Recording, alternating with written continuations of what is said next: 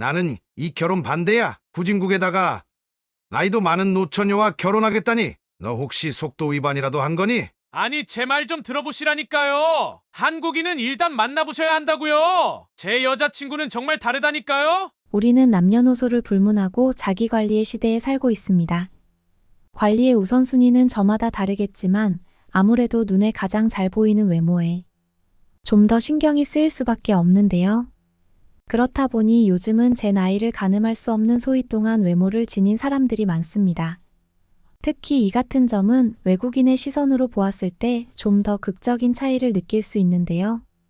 오늘 소개해드릴 사연은 7살 연상의 한국인 여자친구와 결혼을 준비하고 있다는 영국 남성의 사연입니다.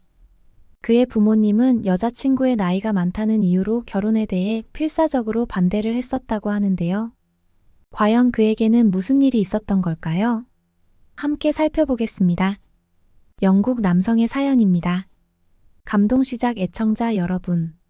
영상 시작 전 좋아요와 불우이웃을 위해 끝까지 시청 부탁드립니다.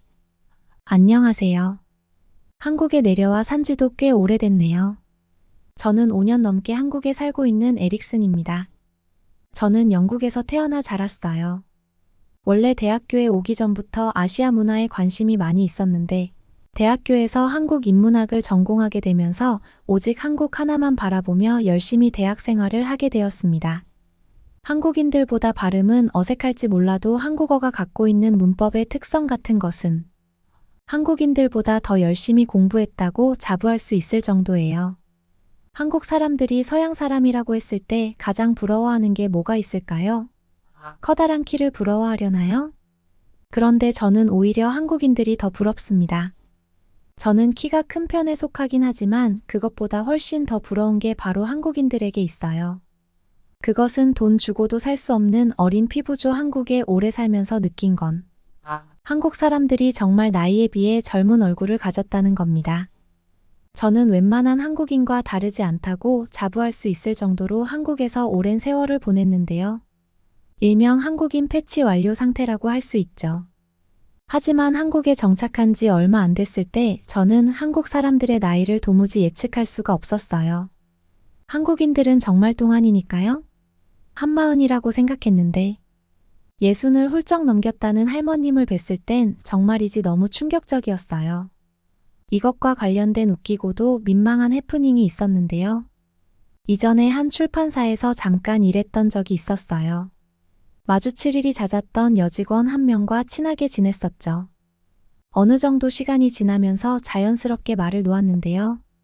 지금 보면 무례한 행동이었지만 당시 한국에 온 지 얼마 되지 않아 상호 예의범절 개념이 제대로 안 박혀 있었어요. 제가 말을 편하게 했던 이유는 당연히 그녀가 저보다 어릴 거라고 생각했거든요.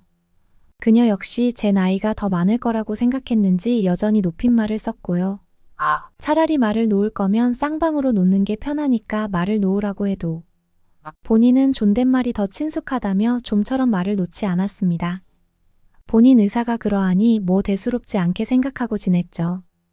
그러다가 우리 둘이 외부 출장을 함께 나가게 됐는데요. 신분증을 제시해야 할 일이 있었어요. 그녀는 지갑에서 주민등록증 대신에 운전면허증을 꺼내었고요. 문득 한국의 운전면허증이 궁금해지더라고요. 그래서 그녀에게 허락을 구한 후 그녀의 운전면허증을 이리저리 구경했습니다. 그러다가 충격적인 걸 보게 되고 말았죠. 그것은 바로 그녀의 출생연도였습니다. 출생연도가 뭐가 문제냐고요. 저는 나이 정리가 잘못됐다는 걸 그때 깨달았거든요. 알고 보니 그녀는 저보다 3살 많은 누나였어요. 그것을 알게 된 후 전 그녀에게 엄청나게 사과했죠. 정작 그녀는 저보다 나이가 많았지만 계속해서 존댓말을 사용해왔고 오히려 나이도 어린 제가 그녀에게 계속해서 반말을 했던 상황이었던 거예요.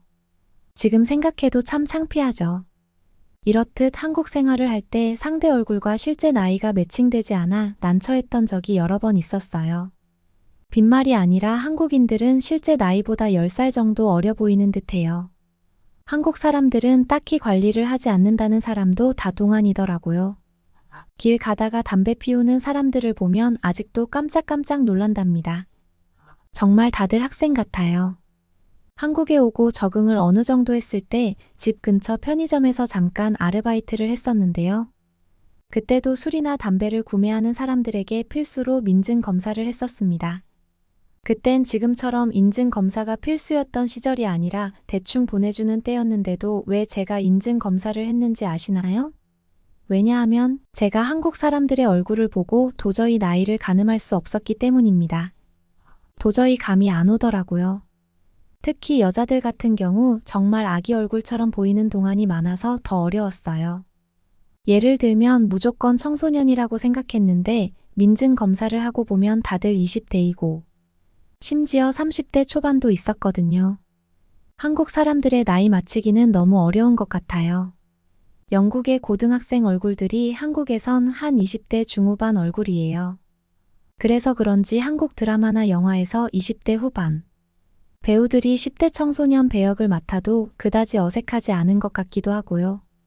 솔직히 저는 이런 한국인들의 동안 유전자가 부러워서 그들을 따라잡기 위해 온갖 노력을 다 해봤었는데요. 한국에서 제 나이를 공개하면 다들 충격적인 분위기이거든요. 예를 들어 한 30살이라고 말을 하면 사람들은 40살일 줄 알았다는 반응이 대다수예요. 충격적이었죠. 그래서 그때부터 동안이 되기 위해 일주일에 한 번씩 평생 해본 적 없는 팩도 해보고 선크림도 매일 바르기 시작했었어요. 하지만 결국 다 소용이 없더라고요. 이건 결국 다 유전이었어요. 그렇게 관리해도 저는 한국에 있다 보면 제 나이처럼 보이지 않았으니까요. 아무튼 그렇게 시간이 흐르면서 한국에 어느 정도 적응을 했을 때쯤 제게는 여자친구가 생겼습니다. 그녀와는 현재 약혼까지 한 상태인데요. 여자친구는 한국에서 세 번째 회사로 이직했을 때 처음 만날 수 있었습니다. 그녀는 협력업체 직원이었는데 업무가 낯설어 헤매는 제게 친절히 알려주는 그 모습에 반해서 먼저 연락하게 됐어요. 그녀는 정말 귀여운 사람이었거든요. 내적으로도 외적으로도 말이에요. 하루는 카페에 앉아 그녀와 조용히 대화를 하고 있었는데요. 우리는 서로를 알아가는 단계였어요. 그러다가 나이를 밝히게 됐는데 그녀의 나이를 들은 저는 순간 제 두기를 의심할 수밖에 없었습니다. 그녀는 저보다 무려 7살 많은 연상이었기 때문이죠. 연상이 싫었던 게 아니라 분명 동생일 거라고 생각했는데 무려 7살이나 차이가 나는 누나였다는 점이 놀라웠던 거예요. 당시 여자친구는 일부러 기분 좋으라고 해주는 말이냐면서 어떻게 본인을 자기보다 동생이라고 생각할 수 있냐고 묻더라고요. 그런데 농담이 아니라 정말 그 나이대로 보이지 않았어요. 어찌됐든 여자친구는 본인이 어려 보여서 좋다고 했지만요. 그녀는 이것과 비슷한 적이 있었다고 하면서 관련된 일화를 하나 말해주었었는데요. 이전에 여자친구가 영국 회사의 주재원으로 갔던 적이 있었다고 했어요. 그런데 동안 얼굴 때문인지 작은 키 때문인지 몰라도 항상 클럽이나 바에 가려고 하면 입구에서 제지당했다고 하더라고요. 차를 몰더라도 매번 운전면허증을 소지하고 다녀야 했고 말이에요. 아마 제가 그 사람들이었어도 여자친구에게 신분증을 요구했을 거예요. 지금도 이렇게 어려 보이는데 그땐 얼마나 더 학생처럼 보였겠어요. 동안이어서 놀랐던 건 여자친구뿐만이 아니랍니다. 그녀의 여동생이 한국에 잠깐 방문했을 때 마주할 일이 있었거든요. 여자친구는 저를 놀리고자 자기 여동생 나이를 맞춰보라고 했어요. 솔직히 말하자면 그녀는 고등학생처럼 보였지만 분명히 저보다는 나이가 많을 것 같았습니다. 한국인들은 항상 제가 생각하는 나이보다 10살 많아 보이니까요. 그래서 10살을 더해서 말했어요. 그런데 실제 나이보다 더 높게 말하는 바람에 여동생이 기분 나빠할 뻔했죠. 하마터면 신뢰를 범할 뻔했어요. 저는 예전 일이 생각이 나 진심으로 미안하다며 사과를 10대 번도 더 넘게 했답니다. 다행히 여동생은 농담이라면서 넘어갔지만요. 그러면서 자매는 웃으며 말하더군요. 오래전 둘이 한 달 동안 유럽 배낭여행을 갔던 적이 있더래요. 그런데 포르투갈의 한 공항에서 어떤 백인 남성에게 무려 어린이라는 호칭으로 불렸다고 하더군요. 솔직히 어린이로까지 보일 수 있나 싶긴 하지만 오래전 일이니 그럴 수도 있겠다 싶었어요. 아무튼 저는 한국에서 만난 여자친구와 생각보다 오랜 시간 함께하게 됐습니다. 처음엔 가볍게 만났는데 말이에요. 그런데 그녀와 있으면 마음이 평온해지고 걱정이 사라지는 걸 느꼈어요. 그녀와 미래를 함께 꾸려나가고 싶다는 생각에 결혼까지 꿈꾸게 됐죠. 얼굴부터 성격 스펙까지 뭐하나 부족한 게 없는 여자친구였기 때문에 부모님께서도 당연히 좋아하실 줄 알았습니다. 하지만 부모님으로부터 그녀와의 결혼을 허락받기 전까지 무수한 고난이 있었어요. 처음 여자친구가 있다고 말씀드렸을 때 부모님께선 별 신경 쓰지 않는 듯 했는데요. 그런데 그녀와 결혼하고 싶다고 했을 때 부모님은 극구 반대하기 시작하셨어요. 그 이유는 단 하나, 여자친구가 단지 연상이라는 이유에서였죠. 늙은 사람한테 장가 보내기 싫다고 젊고 예쁜 여자친구를 만나라고 했어요. 또한 부모님께선 한국은 예의 문화가 강하니까 너보다 나이가 많은 여자친구는 앞으로 연장자라는 이유에서 너를 하나하나 마치 애처럼 가르치려 들 거라며 반대했죠. 여자친구는 지금까지 저를 한 번도 그렇게 대했던 적이 없는데도 말이에요. 아무래도 단단히 오해하고 계신 듯한 부모님께 다시 말씀드렸지만 부모님은 이미 제 말을 들을 생각이 없어 보였어요. 게다가 한국은 유교 사상이 깊이 박힌 나라이니 그런 성향이 더 심할 것이고 그들의 부모도 그렇게 컸기 때문에 너에게 결코 좋지 못한 결혼이 될 거라면서 이 결혼을 말렸죠. 단박에 허락받을 줄 알았던 결혼이 입구에서 제지당하는 바람에 충격이 컸습니다. 사실 부모님께 말씀드리기 전에 이미 장인 어르신과 장모님을 뵀던 상태였거든요. 저는 그들과 꽤 친한 사이였습니다. 그들은 이 결혼이 너무나 좋다고 해주셨었어요. 우리 부모님만 강력하게 반대하는 상황이었죠. 저는 여기에서 포기할 수 없었습니다. 부모님을 간곡히 설득해 상견례 자리를 만들었어요. 저와 여자친구는 우리 부모님을 기다리며 몹시 긴장했던 상태였는데요. 그때 부모님께서 들어오셨는데 갑자기 제 옆자리에 앉은 여자친구를 보더니 화들짝 놀라시면서 설마 여자친구냐고 되물으시더라고요. 알고 보니 너무 똥안이어서 놀랐던 거였어요. 부모님 역시 저보다 7살 연상이라고 들었으니 여자친구가 훨씬 늙었을 줄 알았던 거예요. 하지만 우리 서양인의 기준에서 보면 한국인의 외모 나이는 5년은 어려 보이거든요. 그러면서 어떻게 관리를 하면 이렇게 젊어 보일 수 있냐면서 질문을 하기 시작했습니다. 부모님은 여자친구를 보며 오히려 고등학교를 막 졸업한 20대 같아 보인다고 했어요. 여자친구뿐만 아니라 장인어르신과 장모님도 두 분.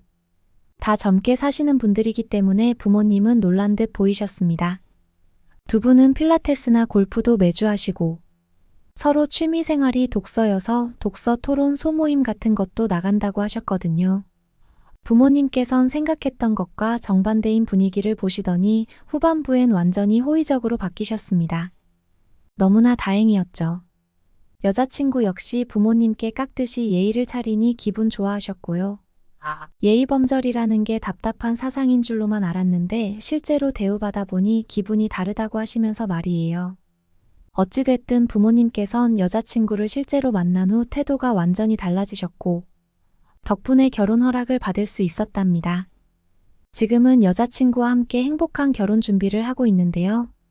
한국에서 보낼 신혼생활이 무척이나 기대됩니다. 그리고 저에게는 한 가지 소원이 있는데요. 우리 아이는 반드시 여자친구를 닮아서 어려 보이는 유전자를 꼭 가지고 태어났으면 좋겠어요. 여러분은 이번 사연을 통해 어떤 걸 느끼셨나요? 한국인과 결혼을 준비하고 있는 영국 남성의 사연이었습니다. 서로가 사랑해서 결혼을 하는데 나이가 무엇이 중요할까요? 그리고 기본적으로 우리 한국의 문화가 영국에 비해 어른을 공경하는 편이기 때문에 외모가 어려 보이지 않더라도 싹싹한 여자친구의 행동을 봤다면 분명히 결혼을 허락해 주었을 것입니다. 하지만 그럼에도 불구하고 우리 한국인들의 노화 속도가 영국인에 비해서는 느린 것이 사실인데요. 서양인들은 20대에 가장 아름답고 30대부터 급격한 노화가 오는 반면에 우리 한국인들은 30대를 넘어 40대까지도 아름다움을 유지하는 경우가 많습니다.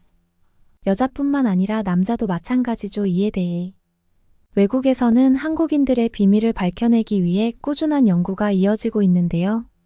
사계절을 고루 갖춘 한반도의 기온 때문이라는 의견부터 마늘과 고추를 많이 먹는 식습관 때문이라는 의견도 있습니다. 그 이유는 뭔지 저도 정말 궁금한데요. 한국인으로 태어난 것이 정말 다행이라는 생각이 드는 순간이네요. 그러면 더욱 감동적인 다음 사연으로 넘어가겠습니다. 경부고속도로를 달리는 한국의 어느 고속버스를 정차시키고 침입하려는 듯한 괴한들로부터 지갑을 사수하기 위해 주머니에 손을 넣은 어느 외국인. 이윽고 창밖으로 보이는 충격적인 장면에 외국인은 당황한 채로 두 손 두 발을 드는데요. 마침 휴대폰에 배터리도 없어 경찰에 신고할 수조차 없는 절체절명의 상황에 외국인은 자신에게 접근하는 교활한 언행을 목격하고 전례 없는 충격을 또 한 번 맞닥뜨립니다. 대체 이 외국인에게는 무슨 일이 벌어진 것일까요? 안녕하세요. 저는 미국에서 주부 생활을 하는 레이몬드 고메즈입니다. 일찍이 벌어진 파혼으로 인해 아들을 홀로 키우며 직장을 옮겨 다니던 저는 제 아들이 조금 더 크기 전에 좋은 추억을 남겨주고 싶어서 여행지를 알아보게 되었습니다. 요즘 아들은 항상 K-팝이나 한국을 유튜브로 검색하고 있었기에 한 차례 한국으로 여행 가려고 했지만 미국 친구들의 엄청난 만류에 한국 여행에는 제동이 걸렸었는데요. 후진국은 절대로 안 된다면서 친구들은 이웃나라인 선진국 일본에 가라고 주장했던 것이었습니다. 저와 아들은 한국이 마음에 들었지만 그런 말을 계속 들으니까 별다른 도리가 없더라고요. 사실 낯선 나라로 향하는 여행은 행선지가 어디든지 상관없었기에 아무런 생각도 없이 저희는 일본으로 향했고 도착하자마자 너무나 배가 고파 가까운 곳에 자리한 아무 생선집에나 들어가 주문을 했는데 당연하게도 사라져 있을 생선 머리가 고스란히 등장했고 제 아들은 생선 머리를 자꾸만 못 본 채 하며 사이드로 나온 반찬에만 손을 대더라고요. 저는 아들을 위해 사이드 메뉴를 조금 더 줄 수 없겠느냐고 점원에게 물었더니 그런 방침은 일본에 없다면서 나무라듯이 말했기에 저는 그만 수긍해야 했습니다. 어쩔 수 없이 생선을 1인분 더 주문하니 그제야 사이드 메뉴를 조금 더 주시더라고요. 돈이 아까웠지만 맛있게 먹는 아들을 보면서 저는 마음을 누그러뜨렸고 식사를 마친 뒤 호텔로 향했습니다. 그곳으로 향하는 일본의 골목길은 너무나도 어두웠고 분위기는 무척이나 음산했습니다. 금방이라도 날카로운 쇠붙이를 들고 다가올 것만 같은 노숙자들을 어찌저찌 피해 호텔 안으로 들어오니 아들은 금방이라도 울부짖을 것처럼 눈물을 글썽이며 하루라도 이곳에 더 있고 싶지 않다고 집으로 돌아가고 싶다고 조용히 하소연했습니다. 저는 그렇게 미국으로 돌아가려다 그래도 여행 온 김에 가까운 나라인 한국에 속는 셈치고 여행을 가기로 했는데요. 곧바로 한국으로 향하는 항공편은 무척이나 비쌌지만 그래도 아들이 더 크기 전에 한 번쯤은 제대로 된 해외여행을 가보아야 한다는 생각에 과감하게 예약을 했습니다. 그렇게 도착한 인천공항에서 저는 예상 밖에 펼쳐진 충격적인 광경에 입을 다물 수 없었습니다. 입국 심사가 10분도 걸리지 않았기에 금세 자유로워질 수 있었기 때문이었습니다. 이곳에서는 모든 절차가 수작업으로 진행되지 않고 기이하게도 디지털 시스템으로 진행되고 있었어요. 저희 미국에서는 한 번 출국할 때마다 모든 것을 수기로 확인했기에 온몸에 에너지가 전소될 때가 많았는데 이렇게 여권을 전자기기가 인식하고 간단한 사인을 끝마치는 즉시 내보내주니 미국인인 저로서는 기겁할 수밖에 없었던 것이었죠. 잠시 뒤 저희는 일본에서 먹은 사이드 음식만으로 충분히 허기가 가라앉지 않았다는 것을 인식하고 인천공항 밖으로 나와 가까운 택시를 아무거나 잡은 뒤 식당으로 향했습니다. 그러면서 보게 된 한국의 주위 경관은 미국에서는 찾아볼 수 없는 고급진 음식점으로 가득했습니다.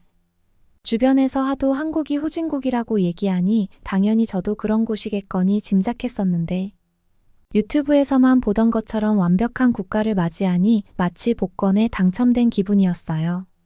압도적인 식당의 간판들과 현란한 교통 시스템을 보면 어떤 외국인이라 해도 선진국이라는 생각을 하지 않으려야 않을 수 없을 것입니다. 저는 그 음식점 중에 하나를 고민하는 즐거움을 마음껏 누리고 싶었으나 너무나도 배고프다며 배꼽시계를 재촉하는 아들의 입김 탓에 가까운 한식집 아무 데나에 들어가게 되었고 맥도날드보다도 가파르게 등장한 한식은 저를 한 차례 또 당황하게 했는데요. 잡채는 물론이고 비빔밥과 불고기는 너무나도 맛있으면서 감히 제 손으로 만들 수 없을 정도로 뛰어난 품질을 자랑했기 때문이었습니다. 저는 음식을 마구마구 촬영하면서 아들에게 잠시 입을 대지 말라고 했고 사진을 찍어 친구들에게 보내주었는데 모두들 한식을 한 입 먹어보고 싶다면서 당장에 혀를 휴대폰에 갖다 붙일 뻔했다고 고자질했습니다. 제 아들은 마치 며칠을 굶은 거지처럼 비빔밥을 엄청난 속도로 먹어댔는데 누가 보면 제가 아들을 학대하는 새엄마라고 오해를 할 것 같아 제 얼굴 전체에 안면 마스크를 착용하고 싶었는데 아무래도 밥을 먹어야 하기 때문에 편의점에서의 마스크 구매는 잠시 미루기로 했습니다. 그렇게 제 아들은 비빔밥을 포함한 사이드 메뉴까지 전부 흡입했고 반찬을 더 달라고 시험 삼아 요청해보니 일본에서는 결코 볼 수 없었던 인심 좋은 미소와 함께 공깃밥을 포함한 모든 반찬을 한국인 아주머니는 공짜로 제공해 주셨는데 아무래도 음식을 먹으면서 공짜는 아니겠다고 저는 확신해야만 했습니다. 왜냐하면 아무리 사이드 메뉴라고 해도 말도 안 되는 수준의 음식들이기 때문이었어요. 그런데 계산을 하는 상황을 마주하고 나서야 돈을 한 푼도 받지 않겠다는 아주머니의 신념을 확인했고 저는 또 한 번 한국을 향한 존경심을 품어야 했습니다. 일본에서는 느낄 수 없었던 따뜻한 인심의 얼굴이 화르륵 달아오르는 것을 느끼면서 호텔로 향하는 지하철을 찾게 되었는데요. 그러다 문득 저희는 인천공항으로 다시 돌아가야 했습니다. 실수로 다른 비행기에 아들의 짐을 붙여버렸다는 것을 밥을 먹고 포근해진 다음에서야 깨달은 것입니다. 당황한 마음에 저는 아들에게 캐리어를 잃어버린 사실을 이실직고하지 않고 비밀로 붙이면서 화장실에 가야겠다며 인천공항으로 향했는데요. 왜냐하면 아들의 캐리어에는 태어났을 때부터 꼭 안고 지냈던 아들이 아끼는 곰돌이 인형이 들어 있었기 때문이었습니다. 저희는 빠르게 일본으로 돌아가기 위해 노력했지만 이미 입국 심사까지 끝마친 상황이라 돌아가기 위해선 다음 항공편을 기다려야 했기에 어떻게 마음대로 할 수 없는 답답한 환경에 저는 주저앉은 채로 울음을 터뜨렸습니다. 아들은 자꾸만 제 옆에서 화장실은 저기 있다며 혹시 안구에 습기라도 찼냐고 계속해서 몰아붙였지만 저는 한마디도 내비칠 수 없었습니다.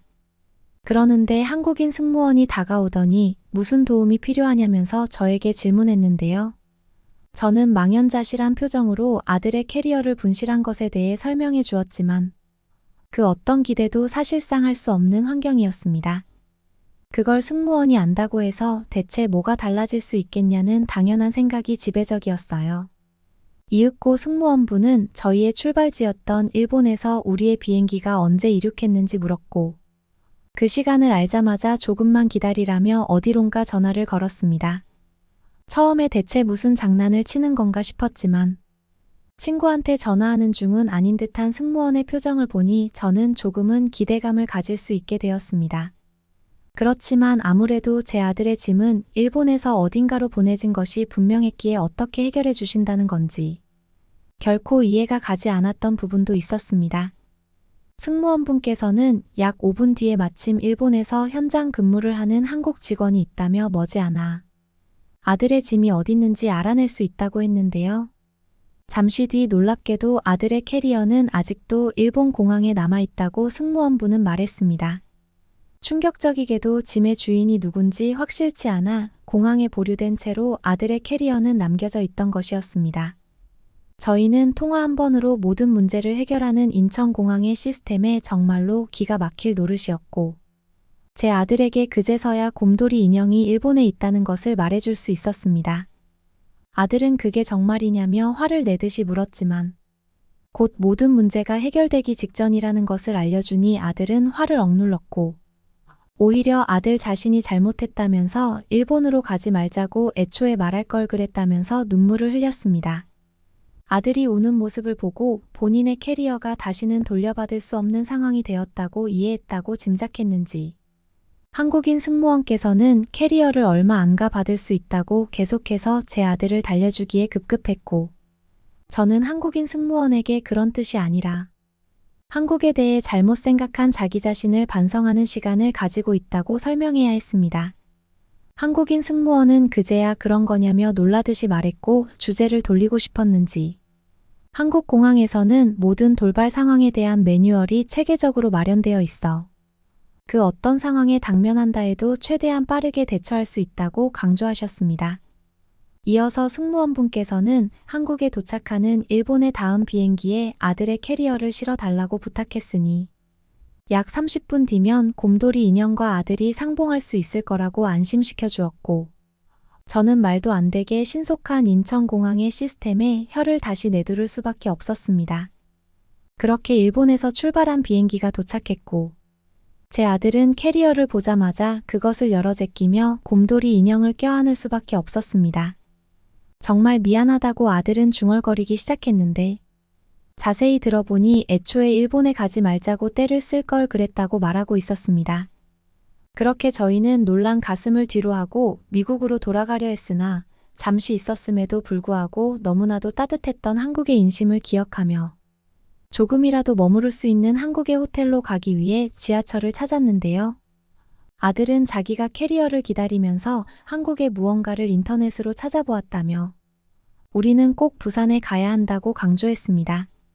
그리고 부산은 서울의 지하철로 가기 어렵겠다는 생각에 바로 보이는 고속버스를 저희는 이용하게 되었는데요.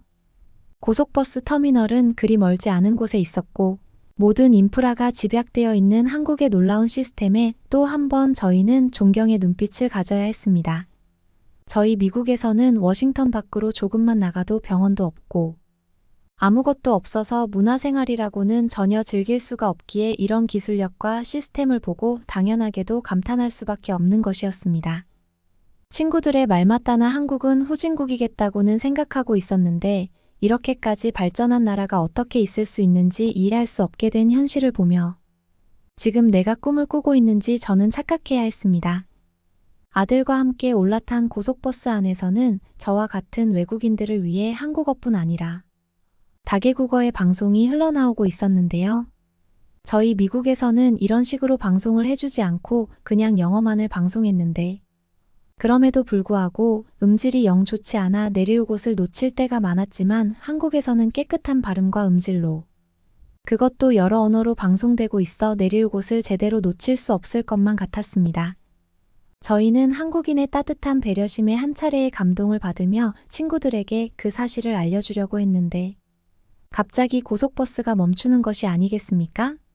미국에서 달리는 고속버스가 이런 식으로 멈추는 경우는 딱 하나였기에 저희는 미국 전역을 숨죽이게 했던 끔찍한 범죄를 떠올리며 유서를 작성해야 하나 잠시 고민했습니다.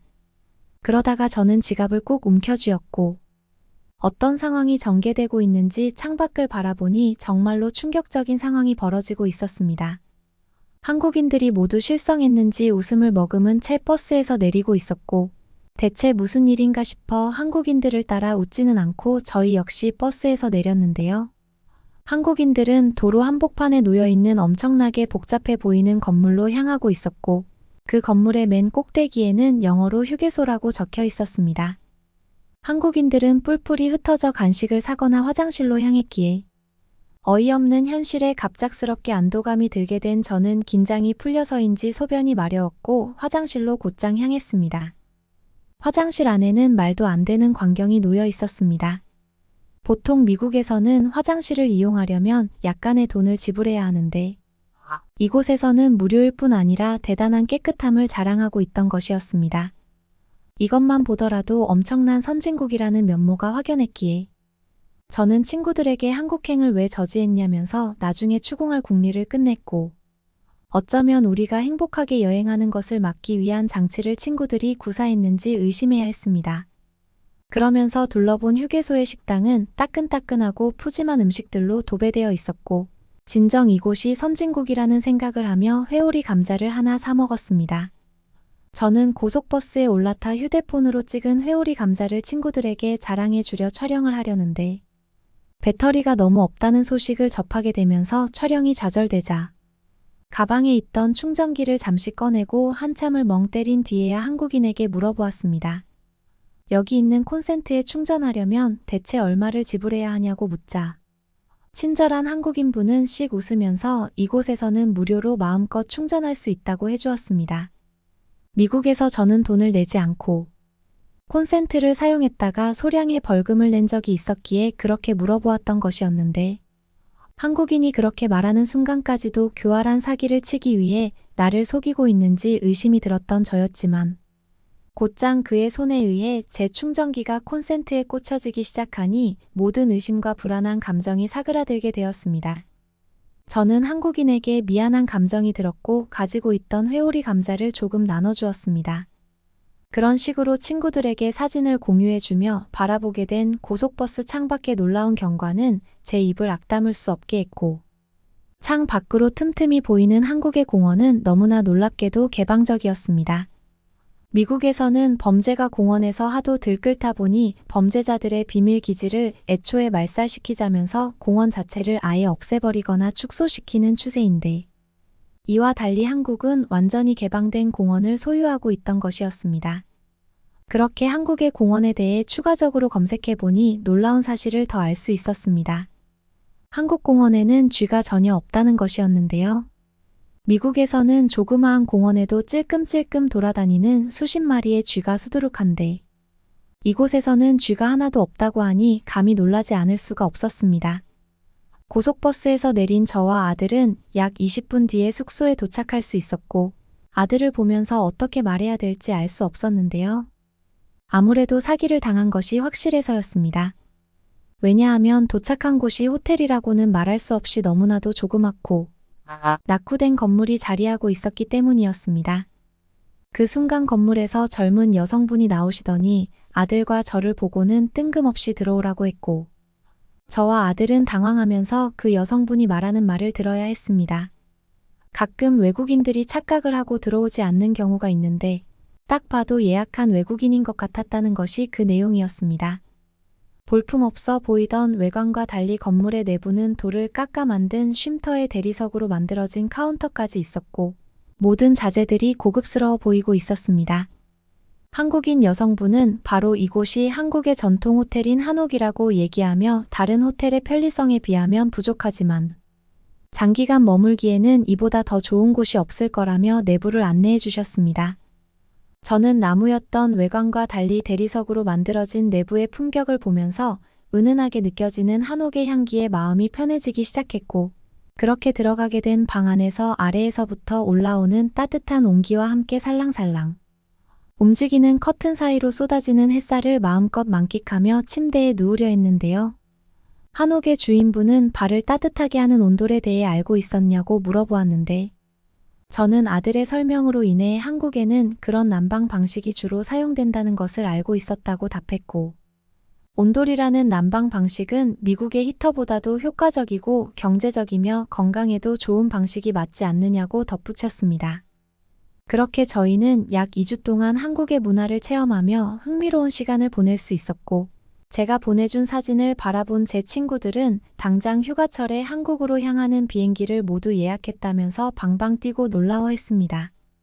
그 후로 인천공항에서 멀어지는 한국을 보면서 저희는 눈물을 흘렸고, 지내면 지낼수록 신기한 게 참 많은 나라였다는 생각과 함께 미국으로 돌아가면 친구들뿐 아니라 동네 사람들에게도 한국을 알리고 싶은 마음을 양껏 느낄 수 있었습니다. 여러분들은 제가 한국에서 어떤 것을 주변 사람들에게 추천하면 좋을지 댓글로 부탁드립니다. 그러면 더욱 재미있는 다음 사연으로 넘어가겠습니다. 강남 근처의 한식당 불고기를 먹으며 맛이 이상하다고 좋지 않은 표정을 짓는 외국인 학생. 이내 믿을 수 없다는 함성과 함께 얼굴이 새파랗게 질리며 외국인은 포크를 떨어뜨리고 기침을 해댑니다. 그렇게 바닥에 널브러진 외국인에게 대체 무슨 일이 벌어진 것일까요? 안녕하세요. 저는 프랑스에서 아기를 키우는 애엄마 몽테슈 파르티에입니다. 이번에 저는 애아빠가 휴가를 맞이해서 해외여행이나 한번 빠르게 다녀오려고 계획을 세웠습니다. 저희 프랑스에는 워낙에 자연이 많아 울퉁불퉁한 산속에서 동물들과 어우러지다 보니 최신 기술에 뒤떨어져 있는 느낌이 너무 심해서 해외여행을 언제 한번 제대로 된 선진국으로 다녀오고 싶었어요. 그래서 애 아빠에게 선진국인 한국에 다녀오자고 요청했습니다. 저번에 호주에 한번 가봤었는데 여행 첫날부터 저에게 권투 신청을 하는 캥거루를 보면서 어째서 호주에 왔을까? 하는 생각에 너무나도 힘들더라고요.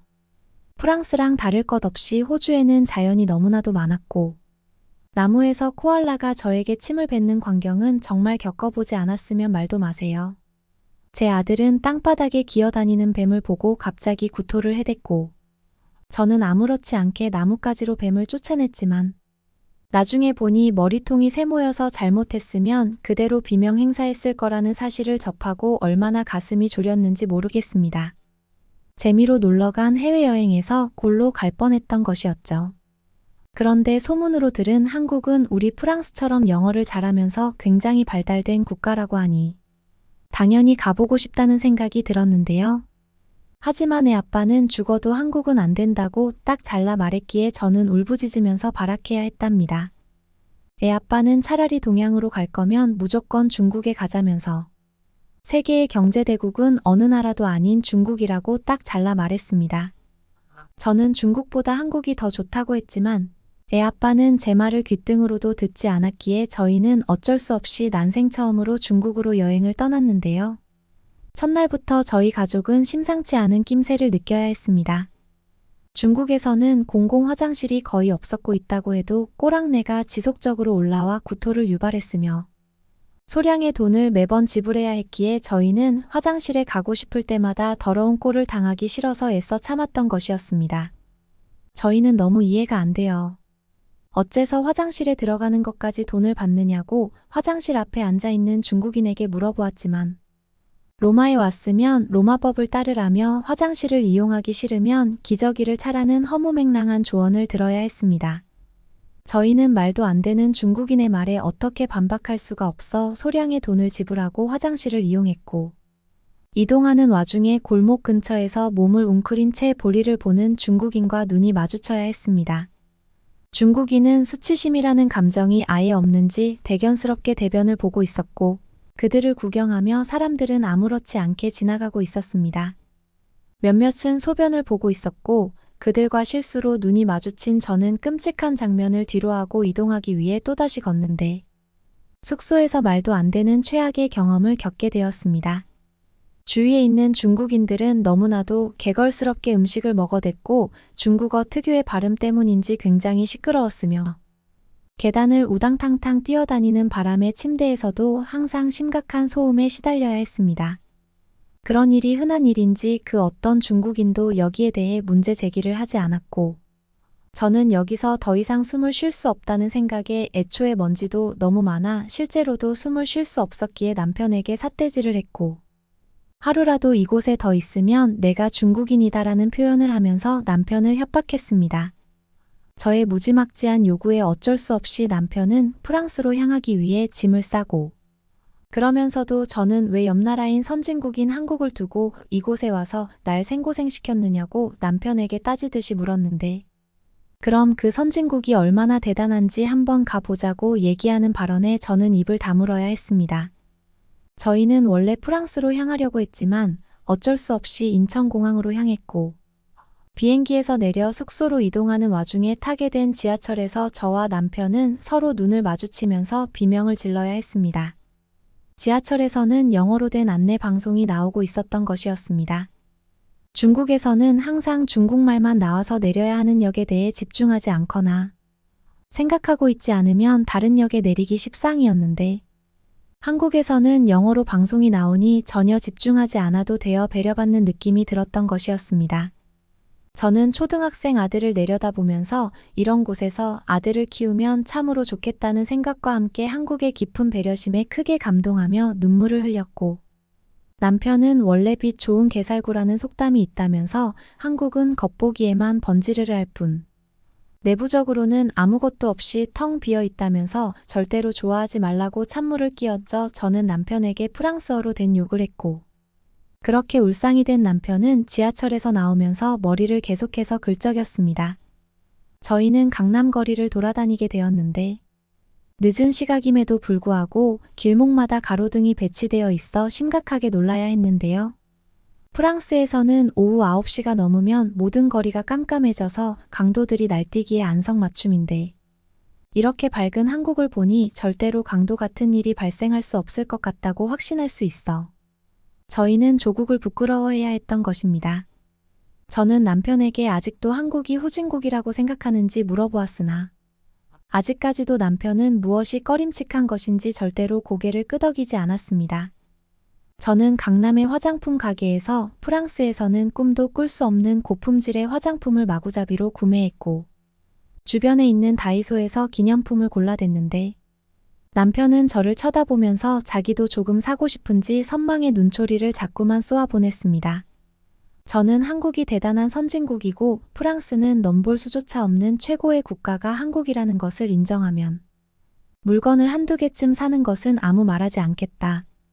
얘기했는데 꼴에 자존심이 있는지 남편은 절대로 갖고 싶어서 쳐다본 게 아니고 눈을 둘 데가 없어서 잠깐 바라본 것이라고 구질구질하게 변명했습니다.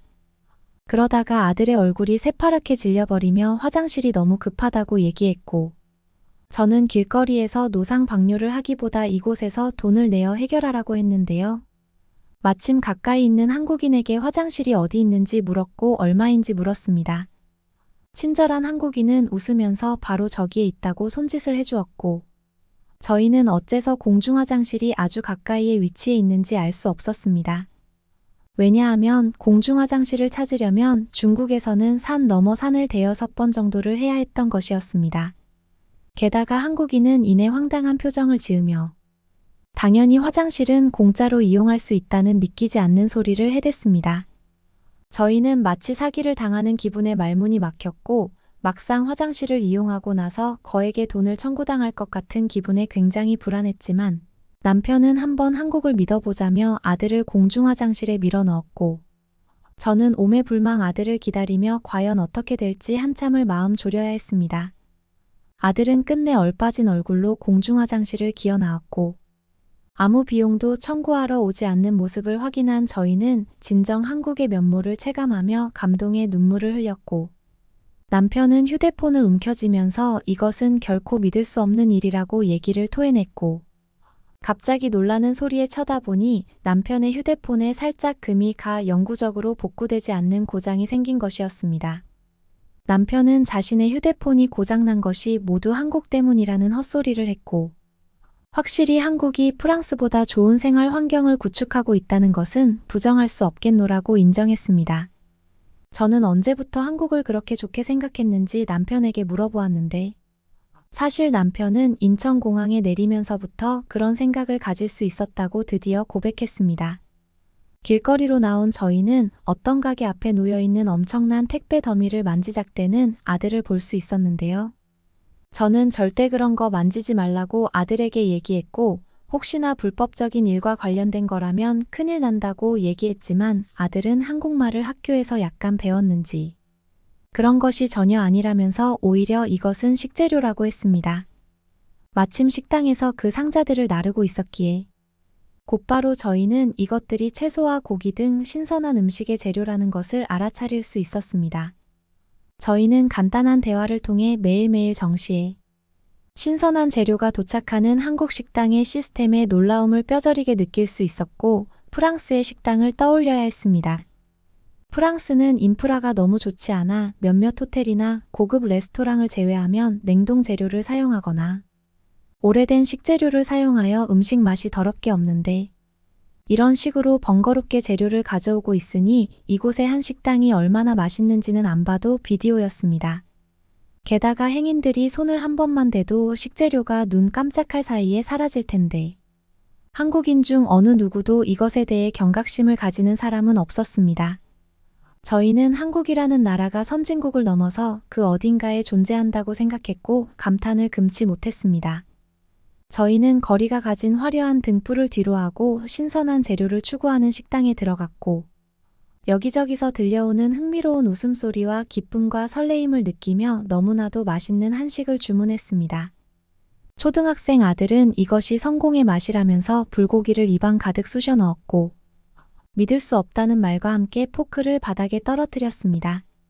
아들은 계속해서 불고기를 입안에 쑤셔 넣으면서 숨이 막힌다고 얘기했고 그러면서도 계속 한국은 최고라고 얘기했는데 저는 너무 심하게 불고기를 집어넣는 아들의 기세에 조금 위험하다는 생각이 들었지만 그래도 별일 없겠지 하고 치부하고 있었는데 갑자기 캑캑거리면서 아들의 얼굴이 너무나도 새파래지는 게 아니겠습니까? 저희는 황급히 아들을 밖으로 빼냈고 주변에 보이는 아무 병원에 들어가 진단을 받게 시켰는데요. 하얀 의사가운을 입고 있던 한국인 의사분이 아들의 등 뒤로 다가가 이상한 동작을 하면서 아들의 입속에서 엄청난 불고기를 배출시키는 게 아니겠습니까? 저희는 너무나 감사하다며 여러 번 인사를 했고, 아들은 바닥에 널브러진 불고기를 보면서 너무나 아깝다며 큼직한 죄책감을 느끼는 사람처럼 옷을 거의 찢다시피 했습니다. 저희는 아들이 무엇을 하고 있는지 몰랐는데 인사를 하느라 바빠서 정신이 하나도 없었던 것이었고, 얼마냐고 물어보니 너무나도 저렴한 가격을 알려주는 의사의 말에 혀를 내둘러야 했습니다.